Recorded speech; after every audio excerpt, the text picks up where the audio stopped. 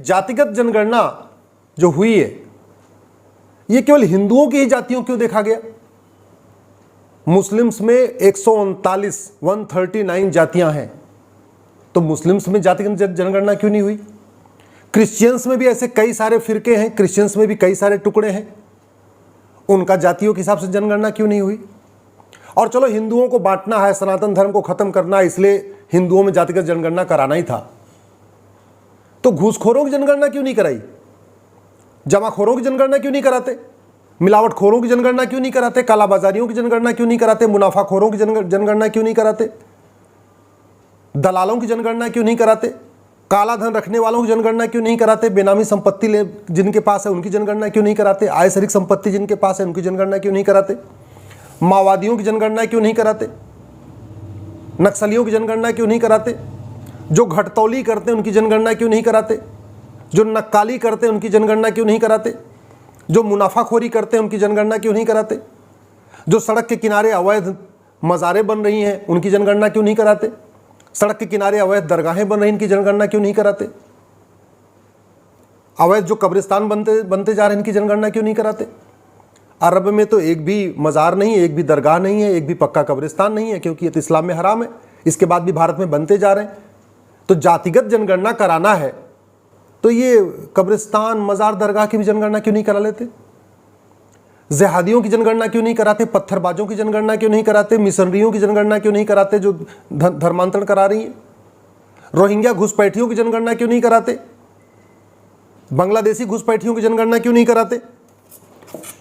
अगर जनगणना कराना ही है, बालू माफियाओं की जनगणना क्यों नहीं कराते? कोयला माफियाओं की जनगणना क्यों नहीं कराते? खनन माफियाओं की जनगणना क्यों नहीं कराते? ट्रांसफर पोस्टिंग कराने वाले माफियाओं की जनगणना क्यों नहीं कराते? कोचिंग माफियाओं की जनगणना क्यों नहीं कराते? स्कूल माफियाओं की जनगणना क्यों नहीं कराते? ड्रग माफियाओं की जनगणना क्यों नहीं कराते?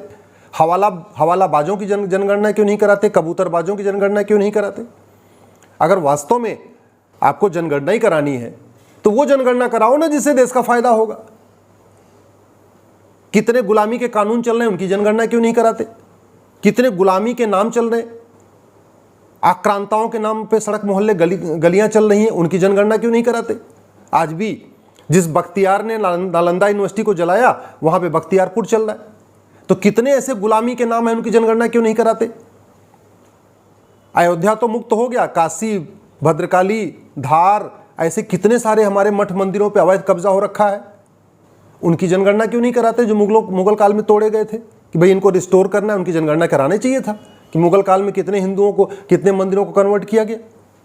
तो गुलामी के नाम की जनगणना नहीं कराते, गुलामी के निशान की जनगणना नहीं कराते। गुलामी की कितनी परंपराएं चल रही हैं, गुलामी के कितने रीति रिवाज चल रहे हैं, गुलामी की कितनी कुप्रथाएं चल रही हैं, उनकी जनगणना क्यों नहीं कराते? कितनी बहन बेटियां 3 तलाक से पीड़ित हैं, कितने तलाक़े हसन से पीड़ित हैं, कितनी बहन बेटियां तलाक़े हसन से पीड़ित हैं, कितनी बहन बेटियां 4 शादी से पीड़ित हैं, कितनी बहन बेटियां हलाला से पीड़ित हैं, उनकी जनगणना क्यों नहीं कराते? अगर जनगणना कराने का इतना शौक है तो जनगणना कराओ ना भैया, सबकी जितनी कुरीतियां चल रही उनकी जनगणना कराओ, कुप्रथाओं की जनगणना कराओ। आए दिन रोज लफ्ज़ जिहाद हो रहा है, उनकी जनगणना क्यों नहीं कराते?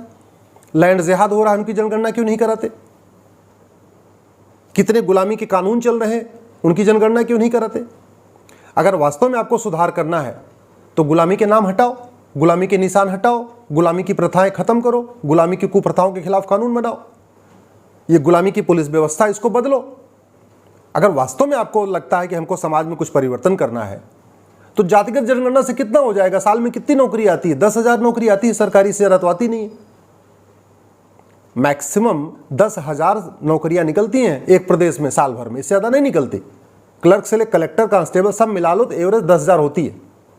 5 साल में 50,000 नौकरी निकलती है सरकारी, इससे ज़्यादा नहीं निकलती किसी राज्य में।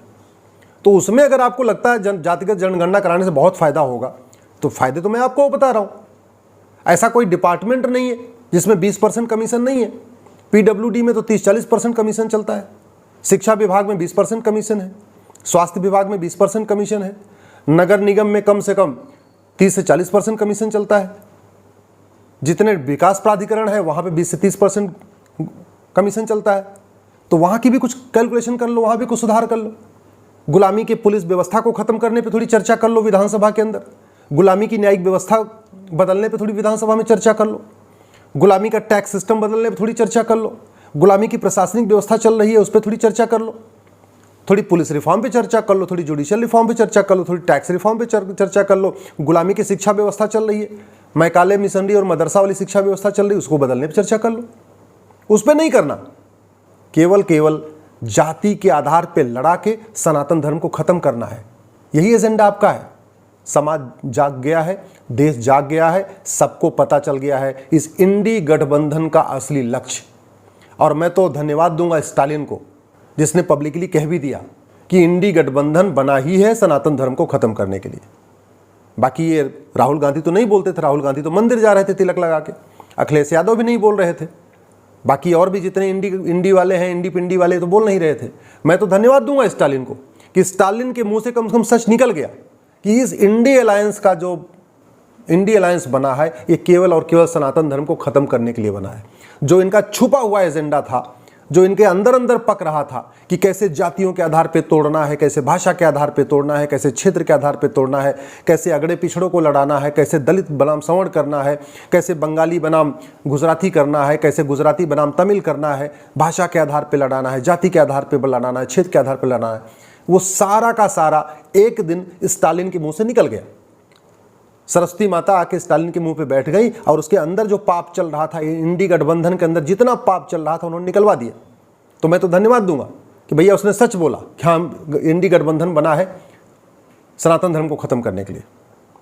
मैं राहुल गांधी, नीतीश कुमार और जितने भी इंडी वाले नेता हैं इनको चैलेंज करता हूं, तुम्हारे अंदर है हिम्मत पुलिस रिफॉर्म करने की? है तुम्हारे अंदर हिम्मत जुडिशियल रिफॉर्म करने की? जनता परेशान है, थाने दलाली के अड्डे बने हैं, उस पर तुम कुछ करते नहीं। तहसील में कमीशन खोरी बढ़ गई है, किसान मजदूर जाके तहसील में तहसीलदार के यहाँ अपना नाक रगड़ रहा है, उसको न्याय नहीं मिल रहा है, उस पर तुमसे कुछ होता नहीं। जिला कचहरी दलाली का अड्डा बन चुका है, वहां केवल तारीख पे तारीख मिल रही है। बेचारा किसान मजदूर, सब्जी बेचने वाला, रेहड़ी पटरी पर रहने वाला रोज वहां जा रहा है, वहां पे उसका तुम कुछ करते नहीं हो। दबंग गरीबों की जमीन पे कब्जा करते रहते, प्रॉपर्टी को आधार से लिंक करने के लिए तुम कानून बनाते नहीं हो। और ले दे करना क्या है कि जाति के आधार पे बस इनको जातिगत जनगणना कर दो और उसके बाद इनको आपस में लड़ाते रहो, फूट डालो, राज करो। जो काम अंग्रेजों ने किया, जो काम मुगलों ने किया, वही काम तुम कर रहे हो। शर्म नहीं आती? तुम्हें शर्म आए चाहे ना आए, समाज जाग गया है। अब समाज को पता चल गया है कि तुम्हारा असली लक्ष्य केवल और केवल भारत हिंदुस्तान को पाकिस्तान बनाना है। तुम्हारा असली लक्ष्य हिंदुस्तान को अफगानिस्तान बनाना है। तुम्हारा असली लक्ष्य हिंदुस्तान से हिंदुओं को सफाया करके हिंदुस्तान को बांग्लादेश बनाना है।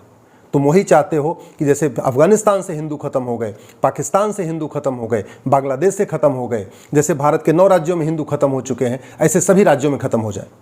तुम्हारा असली लक्ष्य है कि जैसे भारत के 200 जिलों में हिंदू खत्म हो गए हैं, तुम चाहते हो 750 जिले जो भारत में हैं सब में हिंदू खत्म हो जाए, आपस में लड़ते मरते रहें, दलित बनाम सवर्ण होता रहे, अगड़े पिछड़े आपस में लड़े, ब्राह्मण क्षत्रिय आपस में लड़े, यादव पटेल आपस में लड़े, यादव और हरिजन आपस में लड़े, पासवान आपस में लड़े, ये लड़ते रहें और तुम मजे करते रहो, बढ़िया तुम पैसे लूटते रहो और लूट के तुम ऑस्ट्रेलिया में घर बनाते रहो, तुम इंग्लैंड में बढ़िया घर बनाते रहो, तुम अमेरिका में घर बनाते रहो। तुम्हारा यही लक्ष्य है।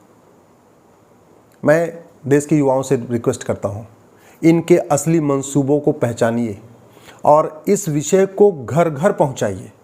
फेसबुक पे लिखिए, ट्विटर पे लिखिए, इंस्टाग्राम पे लिखिए, इस वीडियो को अधिक से अधिक फॉरवर्ड करिए, जन जन को बताइए कि किस तरीके से इंडी अलायंस का असली लक्ष्य है सनातन धर्म को खत्म करना।